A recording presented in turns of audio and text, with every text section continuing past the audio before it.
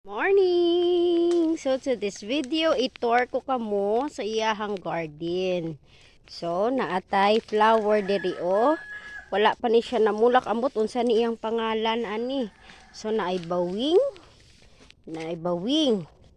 Naay lansunis. Naay roses. Naay upat-upat. Unsa ni sa morning glory whatsoever. Roses pud nga gagmay. Roses nga dagko. So, diri pa lang na sa gawas. So, isulod ta na kamo. Unya dapit. Oh, naapa diri ang mga flower. So, may color white, yellow, and fuchsia pink.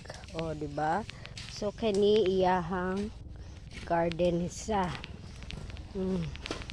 Naay sili. Naay kulikot nga sili. Oh, diba? Amo ni sa ang sa gawas na ay rambutan. So masulod na ta. So na ay what do you call this? Alogbatis pag nilagay sa sabaw matamis. So na ay what do you call this one? Oh, sitaw. Oh, sitaw patani. So may madre cacao pod. Naana pod sili. So everywhere talaga na ay sili. So na ay mangga. Ano sa? Karabaw o ano? Kani Indian mango.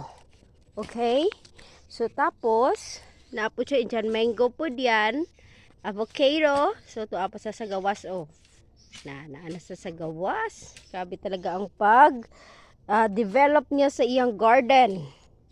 Kay gusto niya daw malupigan ng akong garden. So nakatanom na siya og dahon kamuti. Oh, naapa siya Madre de Agua. Naapod, what's this? Lansunis? Lansunis. Rambutan, tapos lansunis. So bali mga tulo ka plat ang iyahang dahon kamuti. Sito ana siya kani nagtanom na pud ni siya og talongs. So direct na ang talongs. So naapod siya og Carabao mango. Naapod og lansunis dito, naapod og durian. Ano sa to? Uy. Nakalimot na ko. So naapod gipulungan na ang ano na tawag na bana. So kani ang iya nga farm. Naay avocado. So kana na torta na kamo sa iyang farm.